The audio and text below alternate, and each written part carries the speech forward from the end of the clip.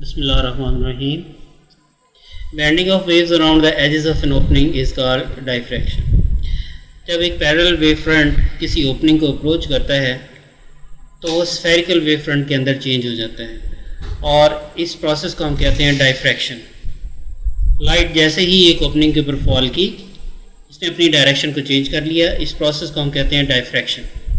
और अगर ओपनिंग का साइज़ इसकी वेवलेंथ के साथ कंपेरेबल हो तो डायफ्रैक्शन इफ़ेक्ट्स बहुत ज़्यादा प्रोमिनेंट होते हैं। इस फिगर के अंदर एरोज़ वेव की डायरेक्शन को रिप्रेजेंट कर रहे हैं, जबकि जो लाइंस हैं ये वेव फ्रंट्स को रिप्रेजेंट कर रही हैं। यहाँ पे प्लेन वेव फ्रंट है और यहाँ पे स्फेरिकल या सिलेंड्रिकल वेव फ्रंट हो सकता है। Diffraction from single slit. Figure में एक स्लिट दिखाई गई है और इस स्लिट की जो विड्थ है वो उसे स्मॉल ए कहा गया है। अगर एक पैरेलल बीम इसके ऊपर फॉल करे तो ज्योमेट्रिक ऑप्टिक्स ये कहते हैं कि स्क्रीन के ऊपर इसी साइज़ का एक स्पॉट बनेगा या इसी साइज़ का एक ब्राइट बैंड बनेगा, लेकिन एक्चुअली इस तरह होता नहीं है। जब एक पैरेलल बीम एक स्लिट के ऊपर फॉल करती है तो इसका जो पैटर्न है वो एक डार्क और ब्राइट बैंड की तरह बनेगा और उसमें एक सेंट्रल ब्राइट होगा, फिर less bright, less bright, less bright और ब्राइट बैंड्स के दरमियान डार्क बैंड्स होंगे। सेंट्रल बैंड में 85% ट्रांसमिटेड बीम की इंटेंसिटी होती है और फिर ये इंटेंसिटी तेज़ी के साथ डिक्रीज़ करती जाती है जैसे ही हम सेंटर से अवे जाते हैं। सिंगल स्लिट के लिए भी इसी तरह का पैटर्न बनेगा, डबल स्लिट के लिए भी इसी तरह का पैटर्न होगा और अगर यहाँ पर मल्टीपल स्लिट्स हों तो उनके लिए भी इसी तरह का पैटर्न ही बनेगा। फ़र्क सिर्फ इतना होगा, जो ब्राइट बैंड हैं वो मोर ब्राइट होते जाएंगे जैसे ही नंबर ऑफ़ स्लिट्स इंक्रीज़ करते जाएं, और जो डार्क बैंड हैं ये मोर एंड मोर डार्क ही होते जाएंगे और बैंड्स की जो पोजीशन है वो भी चेंज नहीं होगी और सिर्फ इसकी जो पैटर्न है वो मोर एंड मोर प्रोमिनेंट होता जाएगा जैसे ही नंबर ऑफ़ स्लिट्स को इंक्रीज़ करते जाएंगे। इस स्लिट की जो विड्थ है वो स्मॉल ए रखी गई है और जितनी ये विड्थ कम होती जाएगी ये पैटर्न उतना ज़्यादा वाइड होता जाएगा और जितनी ये स्लिट जो है वाइड होती जाएगी ये पैटर्न उतना नैरो होता जाएगा। यानी पैटर्न का जो एक्सपेंशन है ये स्लिट विड्थ की थिकनेस पे डिपेंड करता है कि जैसे ही थिकनेस कम होती जाती है ये पैटर्न उतना ज़्यादा वाइड होता जाता है। Horizontal broadening is negligible because slit size is larger in this dimension. जिस डायमेंशन में स्लिट का साइज़ ज़्यादा होगा उसी डायमेंशन में स्लिट की जो एक्सपेंशन है वो कम से कम होगी और जिस डायमेंशन के अंदर स्लिट की विड्थ कम होगी उसी डायरेक्शन में स्क्रीन के ऊपर उसी डायमेंशन में उसकी एक्सपेंशन ज़्यादा से ज़्यादा होगी। A similar effect can be observed by looking at street light through a narrow slit by joining two thumbs.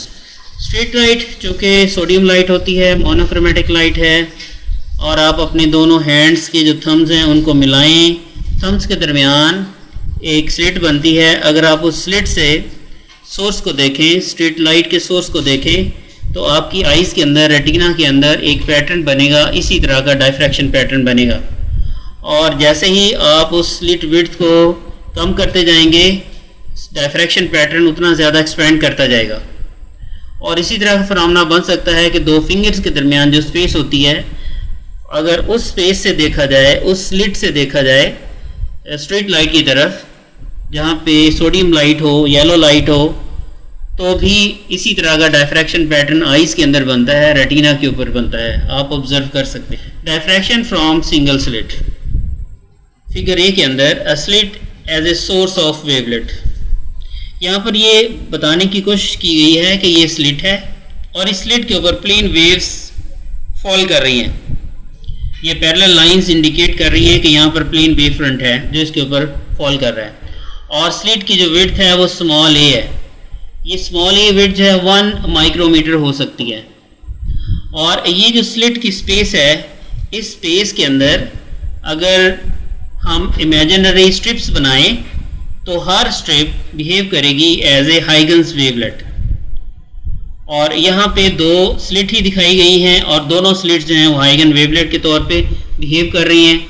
और अगर हम यहाँ पे 4 स्लिट्स दिखा देते तो यहाँ पे 4 हाइगन वेवलेट्स होते।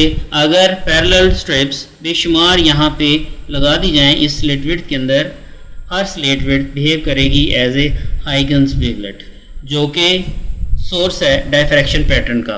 फ्रेनेल डायफ्रैक्शन के अंदर स्क्रीन और स्लिट के दरमियान फिनिट डिस्टेंस है और तमाम वेव फ्रंट्स जो हैं पी पॉइंट के ऊपर मरकूज हो रहे हैं। ये नियर फील्ड डायफ्रैक्शन है। और अगर डायफ्रैक्शन के बाद रेज पैरेलल हो जाएं तो ये फ्राउनहोफर डायफ्रैक्शन पैटर्न होगा, जिसे हम फार फील्ड डायफ्रैक्शन पैटर्न भी कहते हैं। और अगर इसके सामने कोई कन्वर्जिंग सिलिंड्रिकल लेंस रख दिया जाए तो सिलिंड्रिकल लेंस इन तमाम रेज को एक पी पॉइंट के ऊपर फोकस कर सकता है, locating the dark fringes. Figure में आप देख सकते हैं ये वही एक सिंगल स्लिट है जिसकी विड्थ स्मॉल ए है और यहाँ पे हमने स्ट्रिप्स लगाई, 2 स्ट्रिप्स लगाई इस विड्थ के अंदर और दोनों स्ट्रिप्स जो हैं वो बिहेव कर रही हैं एज ए हाइगन वेवलेट। यहाँ से वेव्स ओरिजिनेट होंगी। ये स्क्रीन यहाँ पे पड़ी हुई है और स्क्रीन का स्लिट से डिस्टेंस जो है वो x रखा गया है और P पॉइंट पर कोई बैंड बनेगा। सपोज कि यहाँ पे डार्क बैंड बनता है और जो इसका सेंट्रल पॉइंट है वो O है और जहाँ पर P पॉइंट के ऊपर एक पैटर्न बनेगा और O से P तक का जो डिस्टेंस है, जो वर्टिकल डिस्टेंस है वो y है। तो 2 रेज रीच कर रही हैं P पॉइंट के ऊपर, एक इस स्लिट के टॉप से और एक इसके सेंट्रल पॉइंट से। दोनों रेज रीच कर रही हैं P पॉइंट के ऊपर और P पॉइंट के ऊपर इंटरफेरेंस पैटर्न हो सकता है, ब्राइट बैंड बन सकता है, डार्क बैंड बन सकता है। ये डिपेंड करता है फेज डिफरेंस के ऊपर और पाथ डिफरेंस के ऊपर। अगर हम इसी स्लिट का हाफ यूज करें तो total slit width small a है और अगर इसका हाफ यूज किया जाए तो ये हो जाएगा a/2। और इस नीचे वाली फिगर में यही दिखाया हुआ है कि जो स्लिट विड्थ है वो a/2 है और एक रे जो टॉप से जा रही है और दूसरी रे जो बॉटम से जा रही है। जो बॉटम से रे जा रही है ये ज़्यादा डिस्टेंस ट्रेवल कर रही है as compare to the ray from the top. ये जितना ज़्यादा डिस्टेंस ट्रेवल कर रही है उस डिस्टेंस को हम कहेंगे पाथ डिफरेंस। उसका पाथ डिफरेंस बनता है a/2 sin थीटा। तो इसी को हम कैलकुलेट करने की कोशिश करते हैं। यहाँ से एक परपेंडिकुलर ड्रा करें जो यहाँ पर 90 डिग्री का हो और ये जो डिस्टेंस है, शॉर्ट सा डिस्टेंस है, ये डिस्टेंस होगा a/2 sin थीटा।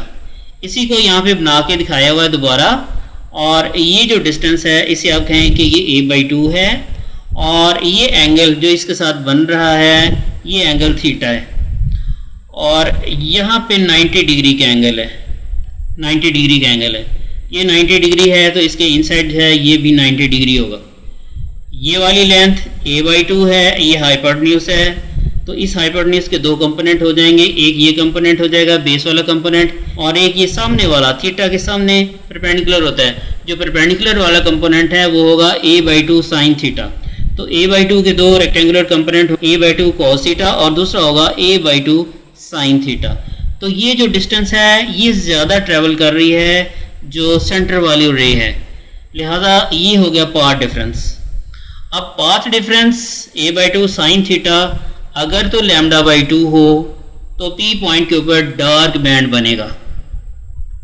λ/2 हो, 3 λ/2 हो, 5 λ/2 हो, 7 λ/2 हो तो P पॉइंट के ऊपर डार्क बैंड बनेगा। For dark fringe occur when a/2 sin theta is equal to ± λ/2। ये पाथ डिफरेंस था। अगर ये पाथ डिफरेंस λ/2 हो, प्लस λ/2 या माइनस λ/2 तो P पॉइंट के ऊपर डार्क फ्रिंज बनेगा और डार्क फ्रिंज की ही कैलकुलेशन हम कर रहे हैं। यहाँ से 2 के साथ कैंसिल हो जाएगा और बाकी रिलेशन रह जाएगा sin theta is equal to ± λ/a।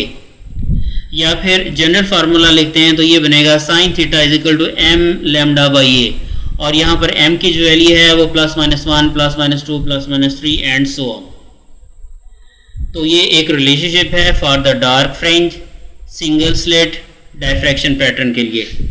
If we put the value of a as 10 lambda, अगर स्लिट विड्थ 10 लैम्डा हो तो फिर यहाँ पर m को +-1 पुट कर लें, फिर +-2 पुट कर लें, फिर +-3 पुट कर लें एंड सो ऑन, और a की जगह आप यूज़ करें 10 लैम्डा, तो हमारे पास रिलेशनशिप आ जाएगा sin theta is equal to +-1/10 +-2/10 +-3/10 and so on.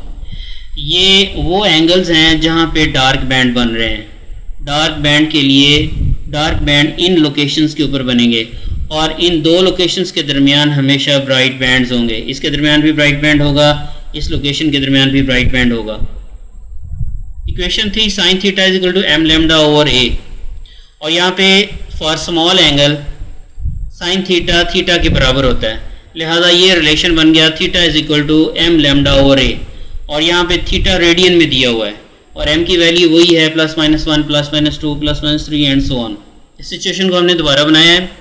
ये स्लिट की जो विड्थ है वो स्मॉल a है और इसको हमने हाफ यूज़ किया है, तो यहाँ तक हमने जो यूज़ किया है ये a/2 है, ये वाला जो डिस्टेंस है a/2 है, और एक रे टॉप से पहुँच रही है p पॉइंट तक और दूसरी रे इसके मिडिल पॉइंट से p पॉइंट तक पहुँच रही है, और स्क्रीन से स्लिट का जो फासला है वो x है, और ये सेंट्रल पॉइंट है O जहाँ पर सेंट्रल ब्राइट बैंड बनता है, और P पॉइंट के ऊपर हमने कहा था डार्क बैंड बनता है।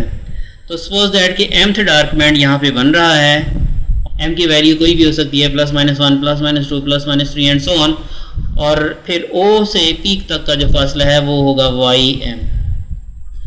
तो अगर आप देखें तो आपके पास एक राइट एंगल ट्राइंगल है। इस राइट एंगल ट्राइंगल के अंदर इसका जो बेस है वो x है और इसका जो परपेंडिकुलर है वो ym है, और ये जिसका जो हाइपोटेन्यूज है ये एंगल बना रहा है थीटा। यहाँ पे एक ट्रिग्नोमेट्रिक रिलेशन लगाते हैं, tan theta is equal to perpendicular over base. Perpendicular की वैल्यू ym में है और बेस की वैल्यू x है, तो ये इक्वेशन बन गई, ये रिलेशन बन गया tan theta is equal to ym over x। और स्मॉल एंगल के लिए when angle is small then tan theta is equal to theta, तो tan थीटा को रिप्लेस कर दें थीटा से तो हमारे पास आ जाएगा theta is equal to ym over x। पिछली स्लाइड में हम देख चुके हैं कि थीटा की जो वैल्यू है वो m लैम्डा ओवर a है, तो इन दोनों रिलेशंस को आप कंबाइन करें, कंबाइन करेंगे तो एक रिलेशन बन जाएगा m lambda over a is equal to ym over x, ये रिलेशन बन जाएगा। यहाँ से ym की वैल्यू आ जाएगी x m lambda over a, तो ये एक रिलेशनशिप निकल आया। ये वही रिलेशनशिप है जो यंग डबल स्लिट एक्सपेरिमेंट में हमने फाइंड किया था, और इस रिलेशनशिप की ख़ास बात यह है कि सिर्फ आप इसकी ज्योमेट्री से पैटर्न बनाएं और ज्योमेट्री से आप लैम्डा को कैलकुलेट कर सकते हैं। लैम्डा चूँकि लाइट की वेवलेंथ है जिससे ये पैटर्न बन रहा है और वेवलेंथ भी नैनोमीटर्स के अंदर है, तो इतनी शॉर्ट वैल्यू को आप एक सिंपल सी अरेंजमेंट से फाइंड कर सकते हैं। जस्ट आपके पास ym की वैल्यू होनी चाहिए, आपके पास x की वैल्यू होनी चाहिए और आपके पास स्लिट विड्थ होनी चाहिए, तो आपके पास क्या आ जाएगा, लैम्डा आ जाएगा। m को आप काउंट कर सकते हैं कि ये फर्स्ट बैंड है, सेकंड है, थर्ड है, ये फोर्थ है। इस फिगर के अंदर फ्राउनहोफर डायफ्रैक्शन पैटर्न दिखाया गया है और जिसपे सेंट्रल ब्राइट बैंड को काफ़ी ज़्यादा वाइडर दिखाया गया है और इसकी जो विड्थ है वो दूसरे बैंड से डबल है। The central bright fringe is wider than the other bright fringes in small angle approximation using above equation. इस इक्वेशन को यूज़ करके it is exactly twice as wide as the other bright bands. तो ये जो ऊपर bright band बन रहा है इसको अगर आप डबल कर देंगे तो ये सेंट्रल ब्राइट बैंड बनेगा। ये जो ब्राइट बैंड बन रहा है इसको आप डबल कर देंगे तो ये सेंट्रल ब्राइट बैंड बनेगा, और आप इसी इक्वेशन को यूज़ करते हुए ये प्रूव कर सकते हैं कि इसका जो सेंट्रल ब्राइट बैंड है ये दूसरे ब्राइट बैंड से डबल इन विड्थ है।